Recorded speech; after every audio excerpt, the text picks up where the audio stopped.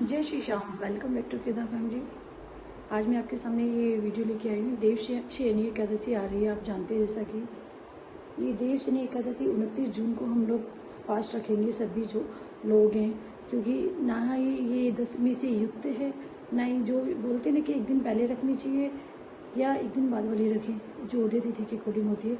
तो ये पूरी एकादशी पड़ रही है। मैं आपको बताना चाहूँगी, एकादशी तिथि जो प्रारंभ हो रही है 29 जून को मॉर्निंग में हो रही है 3:18 पर सुबह, और इसका जो समाप्त हुई है हमारी एकादशी वो 30 जून को 2:42 पे, यानी कि उदय तिथि के अकॉर्डिंग देखा जाए तो ये हमारी पूरी एकादशी पड़ रही है, तो हम 29 तारीख को ही रखेंगे।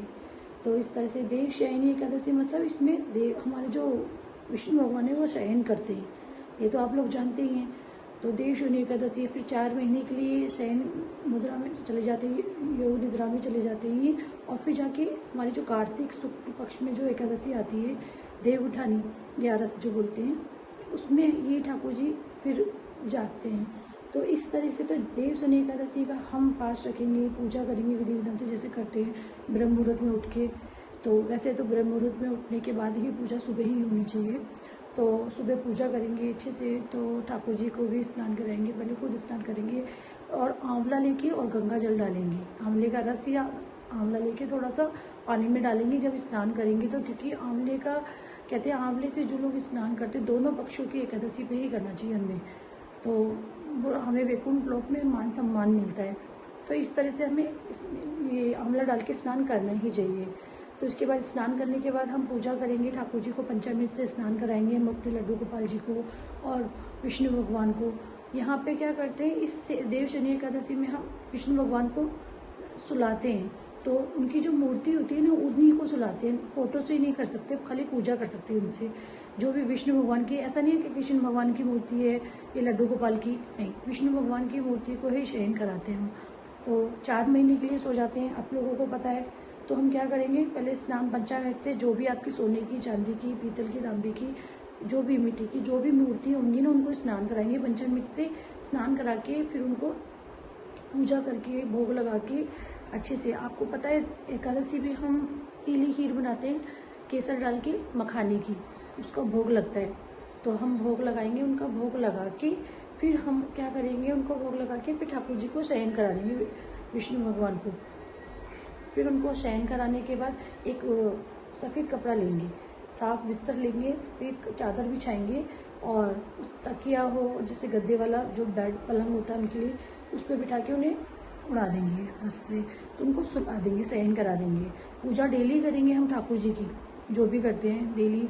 और ये चातुर्मास शुरू होने वाला 4 महीने का होता है, आपको पता है, इसके बारे में वीडियो में अलग से डालूंगी। उसके लिए मैं बताऊंगी कि चातुर्मास कैसे रखते हैं, उसमें व्रत कैसे रखते हैं, व्रत नहीं रख सकते तो हम कौन से नियम ले सकते हैं।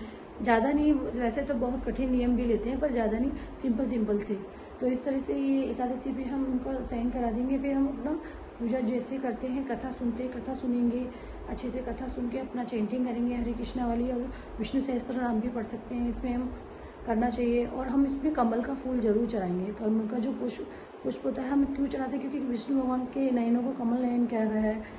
ऐसा कहा जाता है कि जो लोग कमल का फूल चढ़ाते हैं ना, जैसे कि तो देवलोक में जितने भी देवता होते हैं उनकी पूजा का फल मिलता है हमें। तो इसलिए देवशयनी एकादशी पे जरूर चढ़ाना है हमें कमल का फूल। तो इस तरह से, और इसमें हमें जो भोग लगेगा, मुनक्की का भोग लगाएंगे, और वो मुनक्का खाना जरूरी होता है। खुद भी खाओ और दूसरों को भी प्रसाद के तौर पे वितरित करो, जिससे क्या होता है, सूकर योनि में हमें जन्म नहीं लेना होता, तो उससे मुक्ति मिलती है। तो इसलिए ज़रूर से ज़रूर मुनक्का हमें खाना भी प्रसाद के तौर पे भोग लगा के, और बांटना भी, मतलब जिनको भी अपने आसपास घर में दे सकते हैं, दूसरों का भी भला होगा इससे। तो इस तरह से हम क्या करेंगे, ये पूजा करेंगे और अपनी एकादशी की कथा भी सुनेंगे। तो इस तरह से फिर हम शाम को जो हम एक निराहार जो व्रत रखते हैं, तो जैसे भी आप जैसे जल का रखते हो हैं, कुछ लोग निर्जला भी रखते हैं ना, और कुछ लोग 1 टाइम भोजन करते हैं, इसमें 1 टाइम जैसे फलाहार जो लेते हैं हम कुट्टू का। तो इस तरह से लेना। और 10वीं वाली तिथि से ही हमें प्याज लहसुन का खाना नहीं खाना, 7वें खाना खाना है, 1 टाइम भोजन जो करते हैं हम सूर्य से पहले। और उसके बाद हम द्वादशी पे भी हमें 7वें भोजन लेना होता है। तो द्वादशी पे पारण करते हैं, आप लोग जानते हैं, जैसा कि हम पारण का टाइम होता है उसमें पारण करेंगे। मैं पारण का टाइम भी बता देती हूँ। इसका जो पारण का टाइम होगा 8:20 पे होगा 30 जून को, और 10:05 तक होगा। तो हमें पारण कर लेना है, क्योंकि जो हरिवासर का टाइम दिया गया है वो 8:20 तक का दिया हुआ है।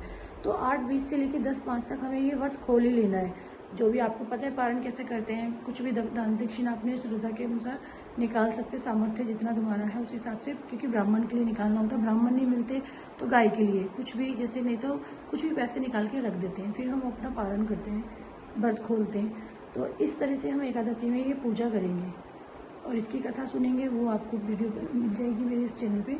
तो इस तरह से हम अपनी एकादशी का व्रत पूरा करेंगे। और रात्रि जागरण का बोला गया है, तो एटलीस्ट 10 साढ़े 10 तक तो हमें भजन करना ही चाहिए और ये चैंटिंग करनी चाहिए, तो वो जागरण में काउंट होता है। इस तरह से हमें करना ही है। तो जो लोग व्रत नहीं रखते हैं तो वो भी पूजा जरूर करें इस दिन। और ये वाली एकादशी रखने से क्या बोलते हैं कि घर में हमारी मनोकामना तो पूरी होती है और हमारे शरीर में जो भी निरोगी काया मिलती है, हमें कहा जाता है, तो रोगों से मुक्ति मिलती है। तो जरूर करना चाहिए। जो लोग नहीं रखते उनको भी ये देव शनि का